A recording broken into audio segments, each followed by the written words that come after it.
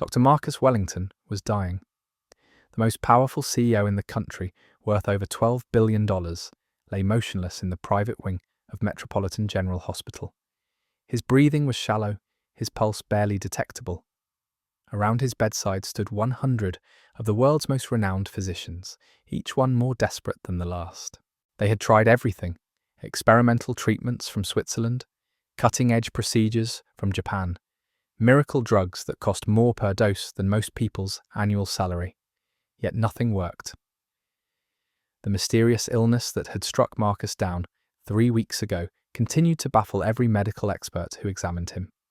Dr. Sarah Chen, the head of internal medicine, wiped sweat from her forehead as she reviewed the latest test results. Blood work showed nothing unusual. Brain scans revealed no abnormalities. Every organ appeared to function normally, yet Marcus remained unconscious, his condition deteriorating by the hour. "We're losing him," whispered Dr. Rodriguez, the chief cardiologist. His voice carried the weight of defeat that had settled over the entire medical team. They had exhausted every option, consulted every specialist, and still the billionaire CEO slipped further away. The hospital corridor buzzed with tension. Nurses rushed between rooms carrying charts and medications. Security guards stood at every entrance, keeping reporters and curious onlookers at bay.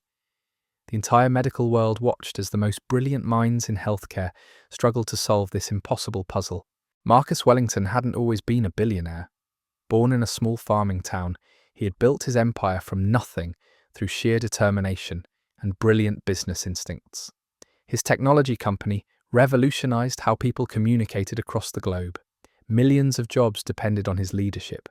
Stock markets trembled at news of his condition, but none of that mattered now. In this sterile hospital room, surrounded by beeping machines and worried faces, Marcus was just another patient fighting for his life. The same man who commanded boardrooms and influenced world leaders now lay helpless, his fate uncertain. Dr. Chen called for another consultation. Specialists arrived from Boston, London, and Tokyo. Each brought their own theories and treatments. They discussed rare genetic disorders, unknown viruses, and environmental toxins. Charts covered every wall of the conference room as they mapped out possible causes and solutions. "Have we considered autoimmune complications?" suggested Dr. Kim from Seoul National University Hospital. "Already tested," replied Dr. Anderson from Mayo Clinic. "Antibody levels are completely normal." "What about neurological disorders? Something affecting the brainstem?" offered Dr. Petrov from Moscow Medical Institute. "MRI shows no abnormalities whatsoever," Dr. Chen answered, her frustration evident. The discussions continued for hours. Medical journals were consulted, research papers were reviewed, phone calls were made to colleagues around the world. Yet every avenue led to the same dead end. Marcus Wellington's condition remained a complete mystery. Meanwhile, the media circus outside grew larger. News vans lined the street. Reporters provided hourly updates to anxious viewers. Financial analysts debated what would happen to Wellington Industries if their CEO didn't recover. Stock prices fluctuated with each rumor about his condition. Inside the hospital, the medical team worked around the clock. Dr. Martinez from Barcelona suggested experimental stem cell therapy. Dr. Okafor from Lagos recommended traditional healing methods combined with modern medicine.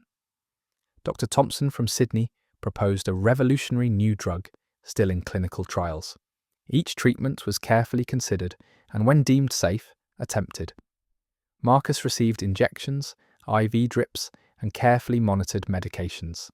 His vital signs were tracked continuously. Blood samples were drawn every few hours and rushed to laboratories for analysis. Yet nothing changed. His condition remained stable but critical.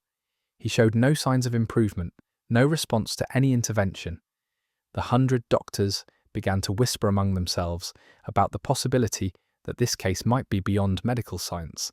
Dr. Chen hadn't slept in 48 hours. Dark circles shadowed her eyes as she reviewed Marcus's charts for the 1,000th time. Something was missing, some crucial piece of the puzzle that would unlock the mystery of his illness. But what? The hospital's chief administrator, Mr. Harrison, paced nervously in his office. The pressure was enormous. Politicians called demanding updates. Board members of Wellington Industries threatened lawsuits if their CEO wasn't saved. The hospital's reputation hung in the balance. "We need answers," Harrison told Dr. Chen during their emergency meeting. "The press is calling this the medical mystery of the century. Our best doctors are stumped. What do we tell them?" Dr. Chen shook her head slowly. "We tell them the truth. We're doing everything humanly possible, but sometimes medicine has its limits." But even as she spoke those words, Dr. Chen refused to give up. Somewhere in Marcus's medical history, in his symptoms, in the test results, lay the key to saving his life. She just had to find it. The intensive care unit buzzed with activity. Nurses monitored machines that tracked every heartbeat, every breath. Specialists came and went, each offering new theories and suggestions. The air was thick with tension and the weight of responsibility. Dr. Williams from Johns Hopkins proposed a radical new surgery. Dr. Nakamura from Tokyo University suggested an experimental gene therapy. Dr. Singh from Mumbai recommended a combination of Eastern and Western medical approaches. Each idea was carefully evaluated by the team of experts. Time was running out. Marcus's vital signs showed subtle but concerning changes. His body was weakening despite all the medical intervention. The 100 doctors faced a harsh reality. They might be witnessing the limits of modern medicine. As the third week of Marcus's hospitalization began, hope started to fade. Colleagues who had flown in from around the world began making preparations to return home. The miracle cure they had all hoped to discover remained elusive. Dr. Chen stood by Marcus's bedside, studying his peaceful face. This brilliant businessman who had changed the world now depended entirely on machines to keep him alive. His breathing was so shallow, it was barely visible. His skin had taken on a pale, almost translucent quality. The medical team gathered for what many feared might be their final consultation. Charts and test results covered every surface in the conference room. Computer screens displayed brain scans, blood work, and vital sign trends. The data told a story of gradual decline despite the most advanced medical care available. "We've tried everything," Dr. Rodriguez said quietly. "Every treatment protocol, every experimental therapy we could safely attempt." The room fell silent. These were doctors accustomed to saving lives, to finding solutions where others saw only problems. Yet Marcus Wellington's case had humbled them all. Outside in the hospital corridor, something was about to change. Something that none of these brilliant medical minds could have predicted or prepared for. The cleaning staff moved quietly through the hospital corridors, their work continuing despite the medical crisis unfolding on the 7th floor. Among them was Maria Santos, a woman in her 50s who had been cleaning these halls for over 20 years. She had seen countless patients come and go, witnessed both miracles and tragedies, but nothing quite like the situation surrounding Marcus Wellington. Maria's daughter Emma often accompanied her during school holidays. At 9 years old, Emma was a curious child, with bright eyes and an unusual gift for noticing things others missed. She would sit quietly in the corner while her mother worked, reading books or drawing pictures, always observing the world around her with remarkable attention to detail. On this particular morning, Emma had begged to come with her mother to the hospital. School was out for the day, and she preferred the bustling energy of the medical centre to staying home alone. Maria reluctantly agreed, knowing her daughter would behave and stay out of everyone's way. The 7th floor was different today. Security guards stood at every corner, and important-looking people in expensive suits hurried back and forth. Emma noticed the tension immediately, the way conversations stopped when strangers approached, how everyone seemed to move with urgent purpose. "Mama, why is everyone so worried?" Emma asked as they entered a supply closet to gather cleaning materials. Maria glanced around nervously before answering. "There's a very sick man here, Mika. Very important doctors are trying to help him, but they're having trouble." Emma nodded thoughtfully. She had always been fascinated by puzzles and problems that needed solving. At school, teachers often marveled at her ability to see patterns. Others missed, to find simple solutions to complex questions. As they moved through the corridors, Emma observed everything with her characteristic intensity. She watched the doctors rushing between meetings, noticed the worried expressions on nurses' faces, and sensed the growing desperation that seemed to hang in the air like fog. The medical team was now in their fourth hour of morning consultations. Dr. Chen led the discussion, her voice hoarse from exhaustion. Charts covered every available surface, and laptop screens displayed endless streams of data. The 100 specialists had been joined by even more experts, flown in overnight from medical centres across 6 continents. "We've exhausted all conventional treatments," announced Dr. Patterson from the Cleveland Clinic. "The patient shows no response to any intervention." Dr. Yamamoto from Kyoto University nodded grimly. "In my 40 years of practice, I've never encountered anything quite like this. The symptoms don't match any known condition." Meanwhile, Emma had positioned herself near the supply closet, adjacent to the conference room. Through the slightly open door, she could hear fragments of the medical discussions. Words like antibodies and neurological pathways floated through the air, most of them meaningless to a 9-year-old girl, but Emma was listening for something else entirely. She had learned from her grandmother, who lived in a small village in Mexico, that sometimes the most important information came not from what people said, but from what they didn't say. Her grandmother had taught her to listen with her heart, not just her ears. As the morning progressed, Emma noticed something the doctors hadn't mentioned in their discussions. Every time they talked about Mr. Wellington's condition, they focused on complex medical theories and advanced treatments, but none of them had asked the simplest question of all. Maria finished cleaning the administrative offices and moved toward the patient floors.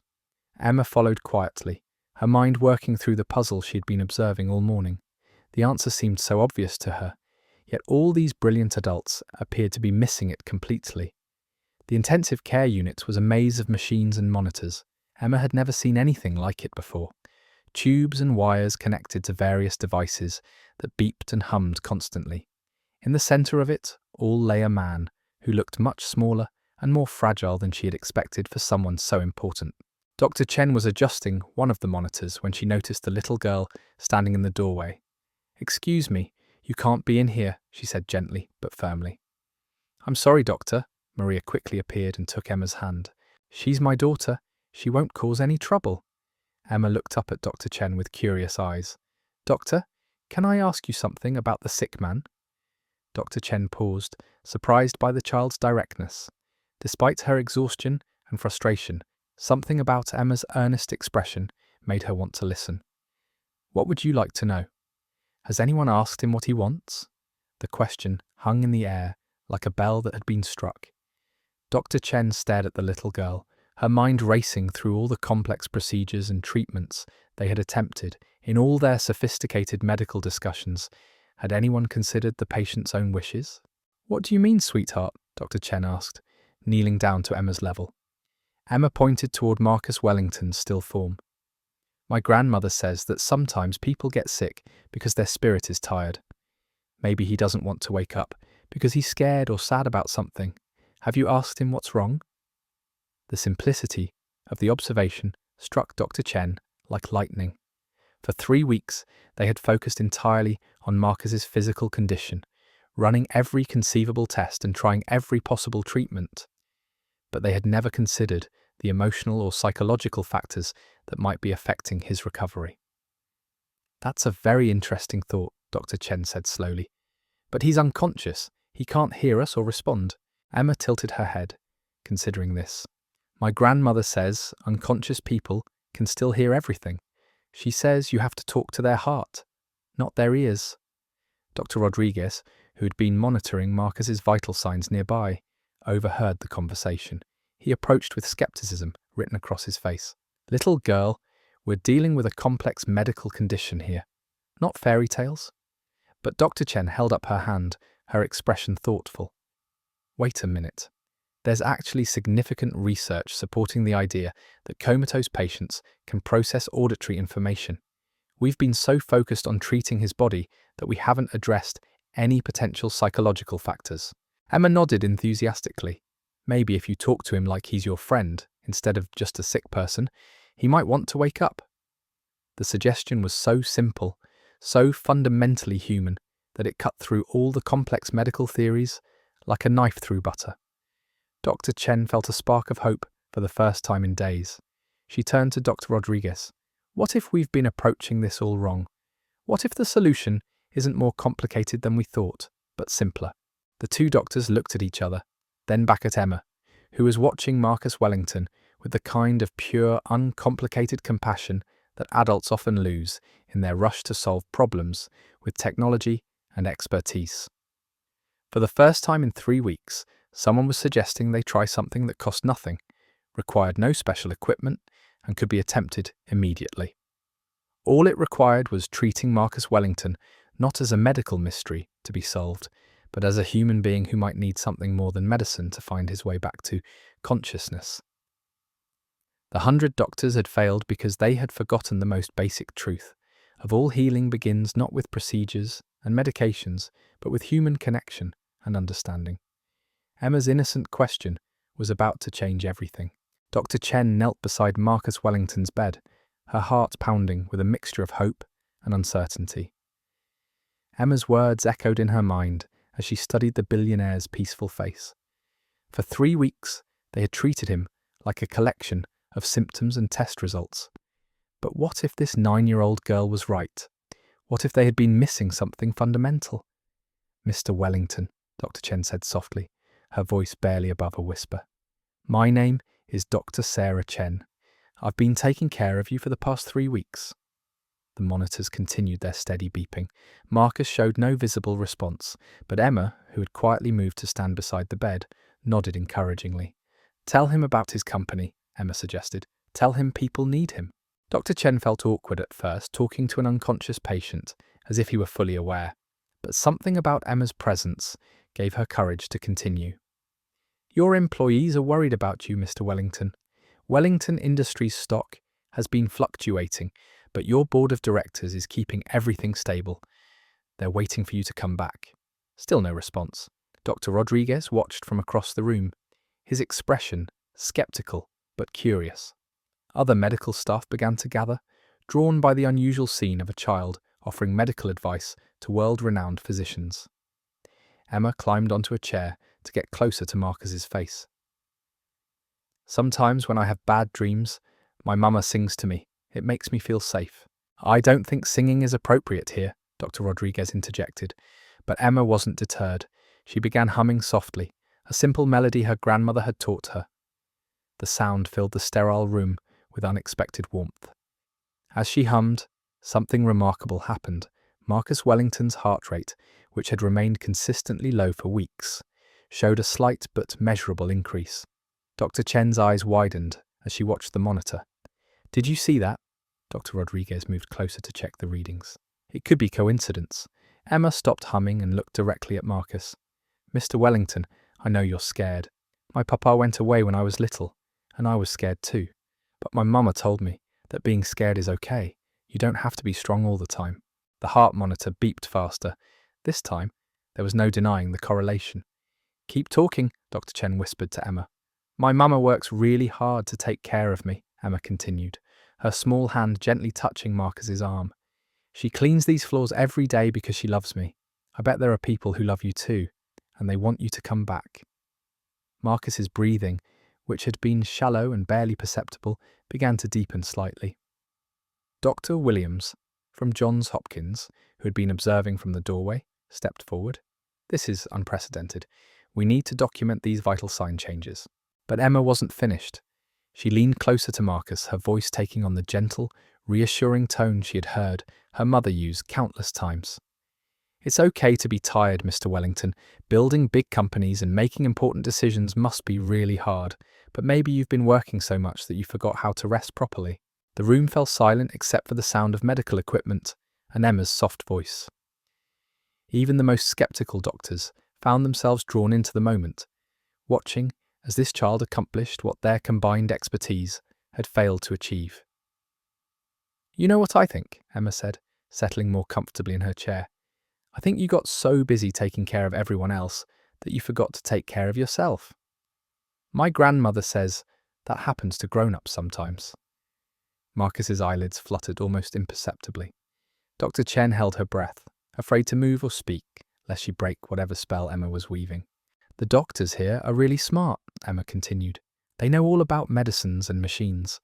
But I think what you need most is for someone to tell you that it's okay to wake up.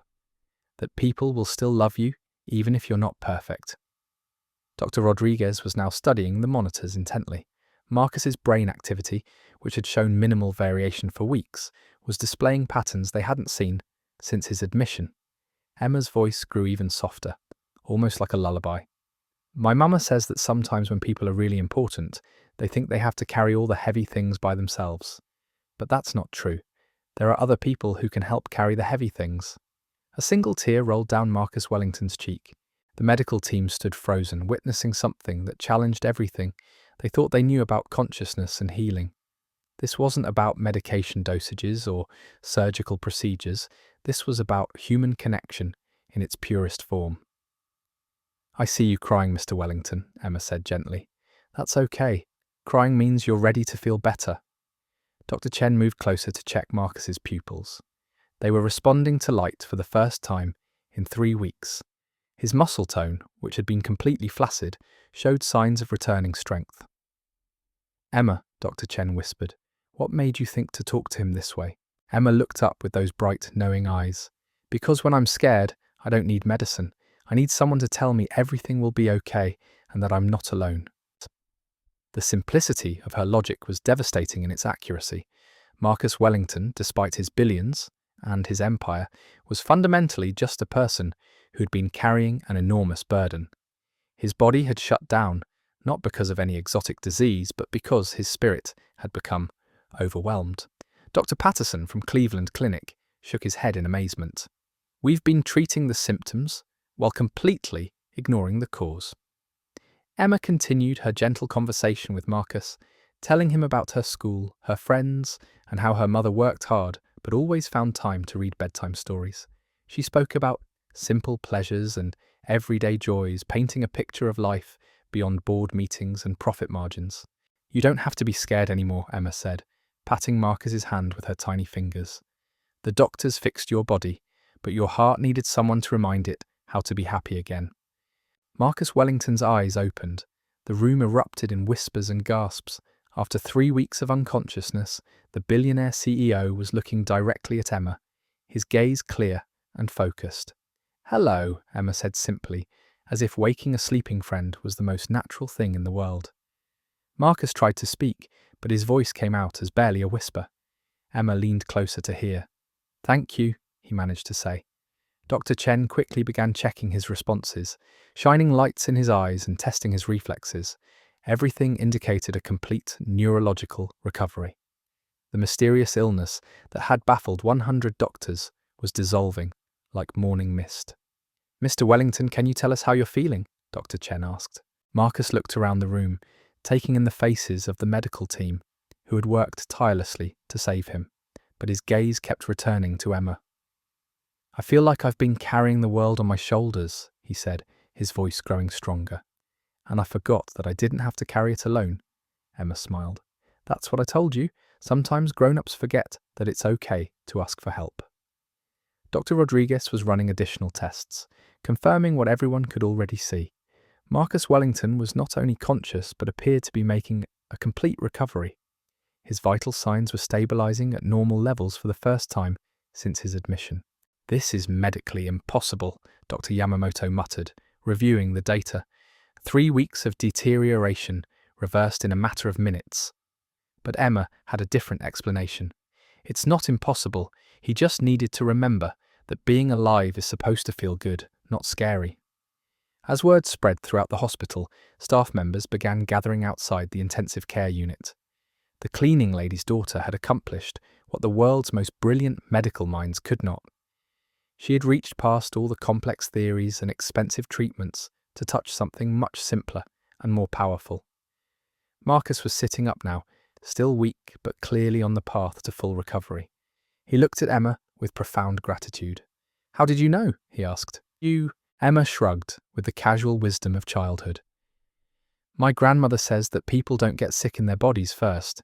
They get sick in their hearts, and then their bodies follow. So if you want to fix the body, you have to fix the heart first." The medical team exchanged glances, recognizing the truth in those words. They had spent 3 weeks focused on Marcus's physical symptoms while completely overlooking the emotional and psychological factors that had contributed to his condition. Dr. Chen turned to address the gathered physicians. We need to reconsider our entire approach to cases like this. We've been so focused on advanced diagnostics and cutting-edge treatments that we've forgotten the most fundamental aspect of healing. Maria Santos, who had been watching anxiously from the corner, stepped forward to collect her daughter. Emma, you need to let the doctors do their work now. But Marcus raised his hand. Please let her stay a little longer. I think I still have some learning to do. Emma settled back into her chair, perfectly comfortable in the midst of all the medical equipment and important adults. What do you want to learn about? How to be happy, Marcus said simply. And for the next hour, as the medical team continued their assessments and treatments, a 9-year-old girl taught a billionaire CEO the most valuable lesson of his life. That success without joy was just another form of failure, and that healing required not just medical expertise, but human compassion and understanding. The 100 doctors had failed not because they lacked knowledge or skill, but because they had forgotten that medicine was ultimately about caring for people, not just treating diseases. Emma's innocent wisdom had reminded them all of the most important truth in healthcare. Sometimes, the most profound healing comes not from what we do, but from how we connect with the human spirit that lies beneath every illness. Marcus Wellington's recovery became the most documented medical phenomenon of the decade. Within 24 hours, his strength returned completely. Blood tests showed perfect health markers. Brain scans revealed no trace of the mysterious condition that had nearly claimed his life, but the real transformation wasn't visible on any medical chart. As Emma prepared to leave with her mother that evening, Marcus called her over to his bedside one final time. Emma, I want to ask you something important, he said, his voice now strong and clear. Would you and your mother be willing to have dinner with me once I'm discharged? I'd like to meet the rest of your family. Emma's eyes lit up.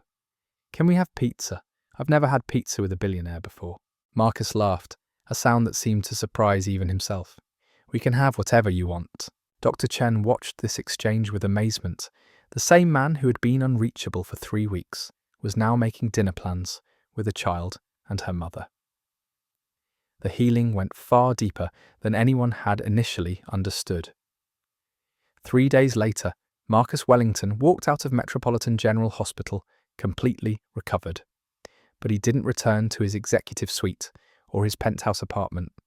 Instead, he drove to Maria Santos's modest neighborhood, carrying pizza boxes and a heart full of gratitude. The dinner lasted 4 hours. Emma showed Marcus her drawings and told him stories about school. Maria shared her dreams of one day opening a small restaurant. Marcus listened with the kind of attention he had never given to quarterly reports or board presentations.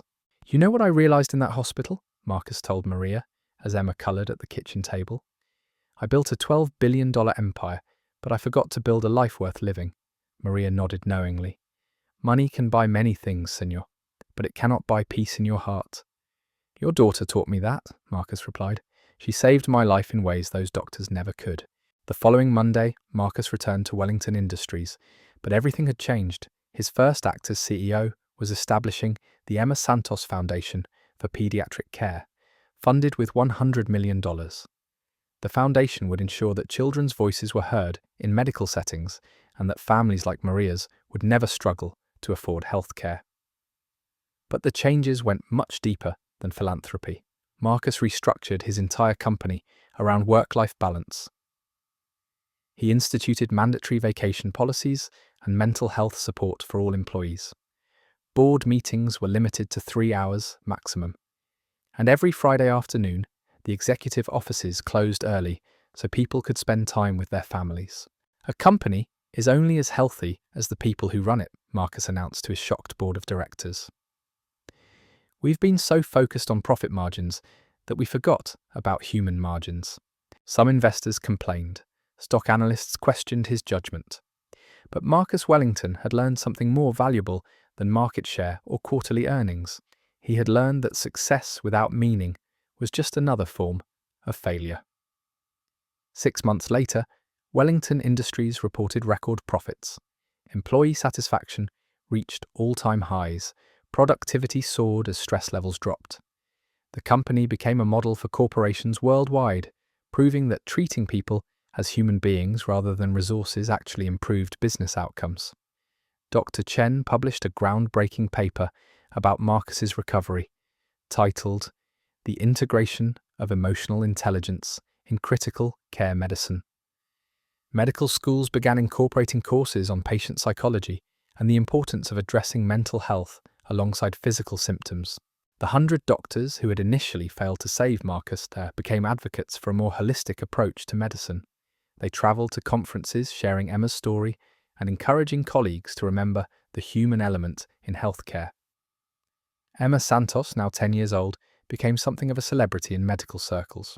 She was invited to speak at children's hospitals, sharing her simple wisdom about healing and hope. But she remained remarkably unchanged by all the attention. "People make things too complicated," she would tell reporters. "When someone is sick, they just need to know that someone cares about them." Maria Santos did eventually open her restaurant, with Marcus as her business partner and first customer. The small establishment became a gathering place for their community, serving authentic Mexican food and employing local residents at above-market wages. But perhaps the most significant change was in Marcus Wellington himself. The driven, isolated businessman had transformed into someone who understood that wealth meant nothing without relationships, that achievement was hollow without joy, and that sometimes the most important wisdom came from the most unexpected sources. Every year, on the anniversary of his recovery, Marcus returned to Metropolitan General Hospital. He would sit in the same intensive care unit where he had nearly died, now transformed into a state-of-the-art facility funded by his donations. And he would remember the moment when a 9-year-old girl looked past all his money and success to see simply a scared human being who needed compassion. The medical mystery that had baffled 100 doctors was never officially classified or named. The official records listed it as an unexplained neurological episode with complete recovery. But those who witnessed Emma's intervention knew the truth. Sometimes healing requires more than medicine. Sometimes it requires the simple recognition that beneath every illness, every fear, every crisis lies a human heart that just needs to know it's not alone. Marcus Wellington had been dying not from any exotic disease, but from the weight of carrying the world by himself. Emma Santos had saved him by reminding him of the most fundamental truth of human existence. We are not meant to face life's challenges alone, and sometimes the most profound wisdom comes from those who see the world with uncomplicated clarity and boundless compassion. The billionaire CEO had everything money could buy, but it took a 9-year-old girl to teach him what actually mattered. In the end, that lesson was worth more than all his billions combined. As Emma would say, sometimes grown-ups just need to remember how to be happy again. And sometimes it takes a child to show them the way.